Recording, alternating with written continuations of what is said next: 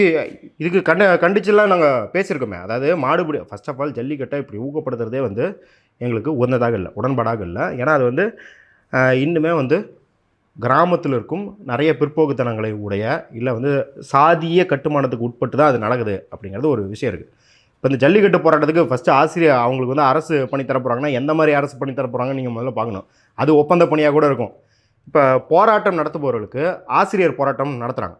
இது மேலே விமர்சனம் வைக்கிறாங்களே, நாங்கள் ஆசிரியர்களோடு சேர்ந்து போராடிட்டு இருக்கோம்.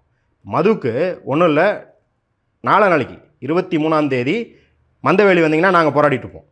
நான் போராடிட்டு இருப்போங்க, திமுக தான் போராடிக்கிட்டு இருக்கோம். இந்த விமர்சனம் வைக்கிறவங்கலாம் சொல்கிறேன் இல்லையா, நான் என்ன சொல்கிறேன், நீங்கள்லாம் ஒரு 1000 பேர் 2000 பேர் இந்த போராட்டத்தில் வந்து கலந்துக்கங்க. மக்கள் இயக்கங்களோட வலிமைப்படுத்துங்க. நம்ம திமுக வீட்டுக்கு அனுப்பிடுவோம்.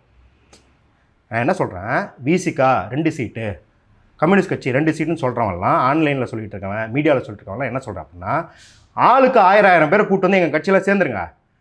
அதிமுக திமுக பாஜகலாம் இல்லை, தனிப்பெரும் கூட்டணியாக வச்சு நம்ம ஜெயிச்சிடலாம்.